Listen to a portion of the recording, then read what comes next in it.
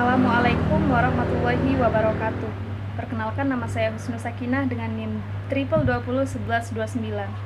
Saya dari kelas PGMI 1, Prodi Pendidikan Guru Madrasah Ibtidaiyah, Fakultas Ilmu Tarbiyah dan Keguruan, Universitas Islam Negeri Raden Fatah Palembang. Saya akan menjelaskan materi tentang perkembangan pendidikan IPS, diajukan untuk tugas UTS, materi IPS MI, dengan dosen pengampu Joko Rahadi Wibowo, MPDI. Saya akan menjelaskan dua sub. Yang pertama yaitu perkembangan social studies di negara lain dan perkembangan pendidikan pendidikan sosial di Indonesia. Nah, perkembangan social studies di negara lain pertama ada di negara Inggris. Ilmu pengetahuan sosial atau social studies pertama kali dimasukkan dalam kurikulum sekolah adalah di Rugby, Inggris pada tahun 1827, sekitar setengah abad setelah revolusi industri, tepatnya pada abad ke-18. Revolusi industri pada abad ke-18 ditandai dengan perubahan penggunaan tenaga manusia menjadi tenaga mesin. Kedua, perkembangan social studies di Amerika. Di Amerika, ilmu pengetahuan sosial secara formal dimasukkan dalam kurikulum pendidikan pada tahun 1892, tepatnya di negara bagian Wisconsin. Berbeda dengan Inggris, ilmu pengetahuan sosial dimasukkan ke dalam kurikulum pendidikan di Amerika ini dilatar belakangi oleh keadaan masyarakat Amerika yang sangat majemuk, yang terdiri dari berbagai macam ras, diantaranya ras Indian yang merupakan penduduk asli Amerika, ras kulit putih yang dari Eropa, dan ras Negro yang berasal dari Afrika.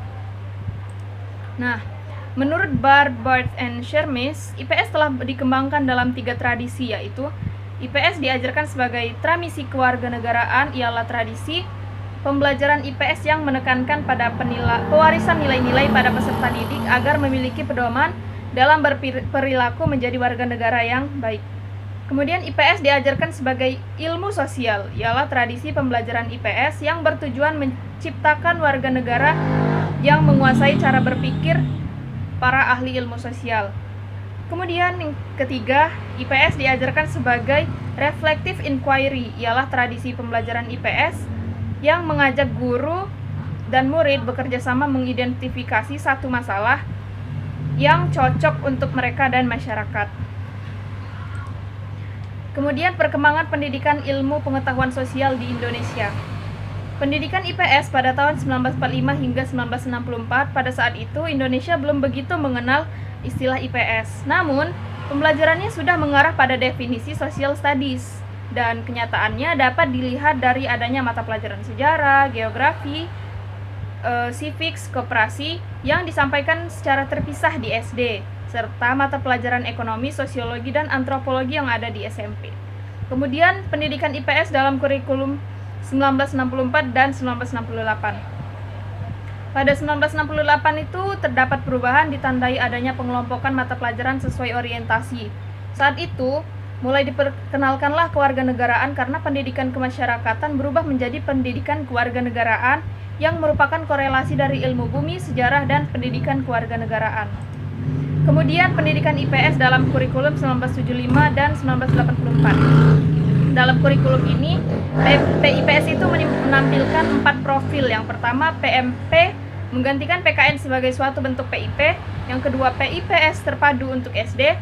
Yang ketiga, PIPS terkonfederasi untuk menempatkan IPS sebagai konsep payung pelajaran geografi, sejarah, dan ekonomi koperasi. Yang keempat, PIPS terpisah yang mencakup mata pelajaran sejarah, geografi, dan ekonomi untuk SMP, dan sejarah serta geografi untuk SPG. Kemudian pendidikan IPS dalam kurikulum 1994. Kurikulum 1994 ini mengalami perubahan yang cukup signifikan.